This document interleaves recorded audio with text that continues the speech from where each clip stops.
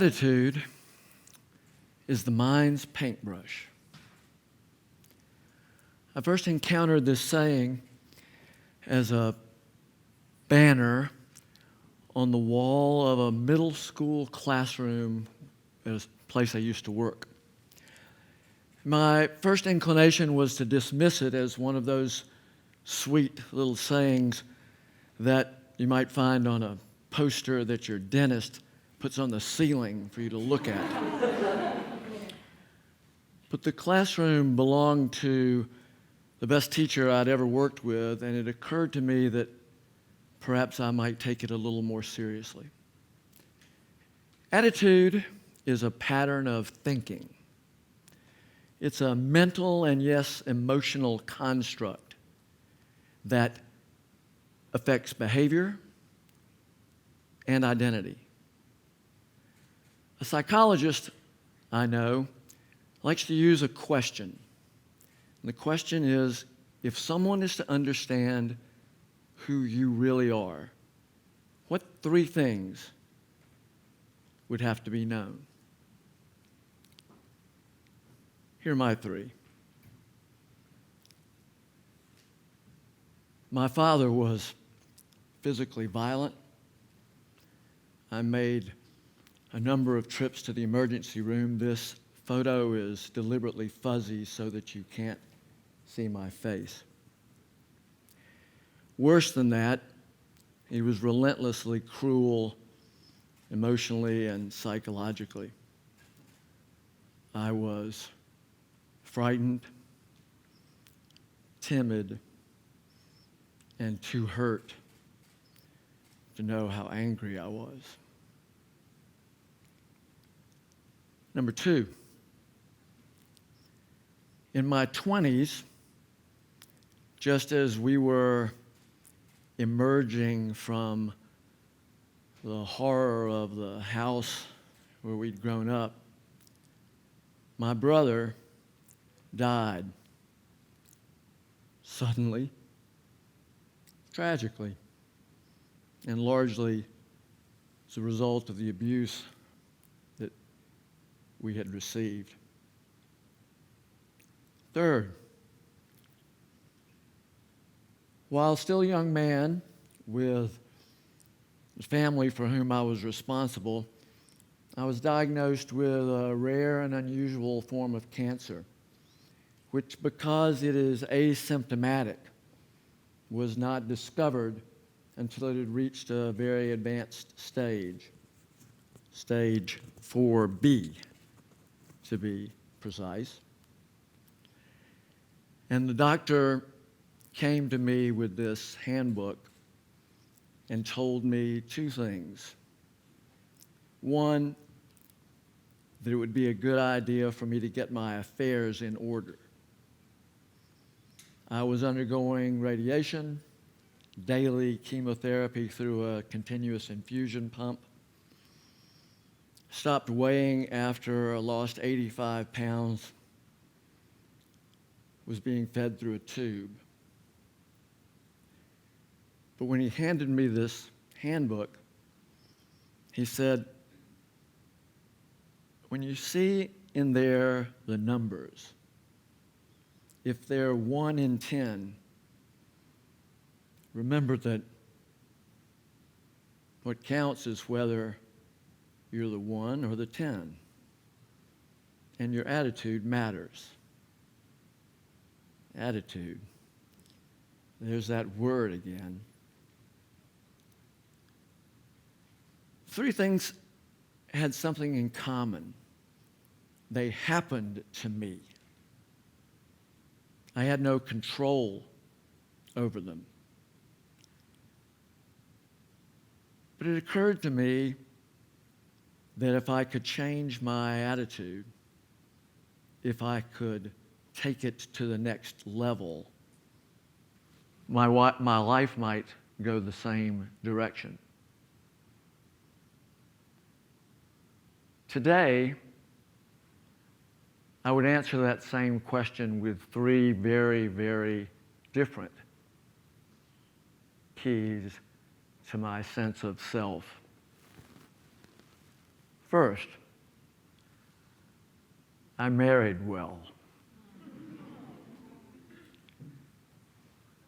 But totally unprepared to be in a relationship and thinking that the fact that I had met the kindest, most talented, smartest person I'd ever known, that love would take care of itself.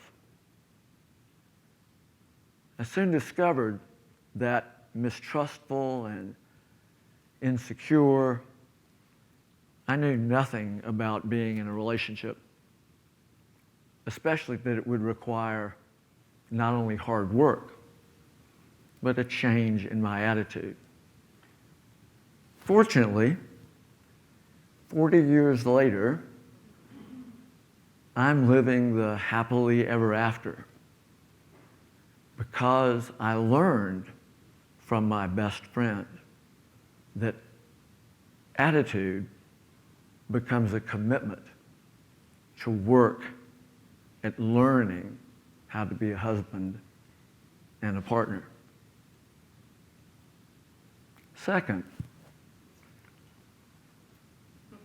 we have these 2 sons. Now, I had no intention of ever being a father. I wasn't loved by my father.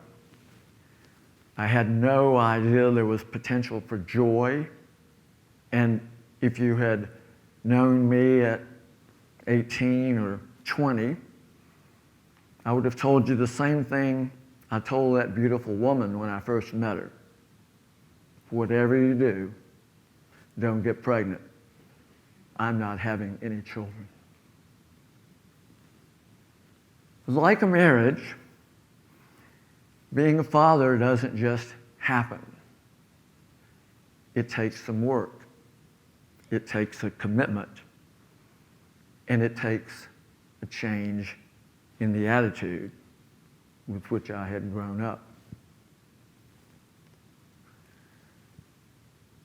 These 2 boys gave me a reason when I was sick to keep living. Today, I'm happy to tell you that we enjoy a very close relationship and that I'm getting to watch them learn what it is to be a father and a husband and to create together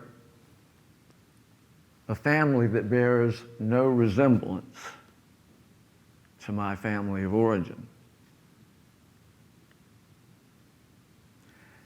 The third thing is that I discovered a career that gave meaning to my life.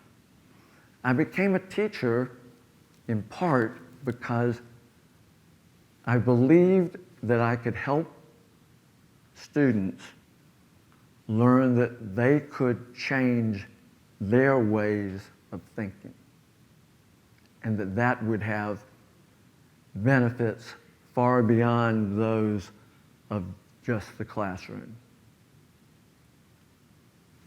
And then I found York School. I have spent the happiest years of my career here, and I have spent almost more than a quarter of my life so far here. And one of the things that has made me so happy is watching and helping people grow and learn that they can, in fact, design their lives. That we each have the power to use the mind's paintbrush to shape who we are. And in fact, as many of you know, we ask in our Path advisory groups at York the question, What kind of person do you want to be? And I believe that you can become that person by applying the mind's paintbrush.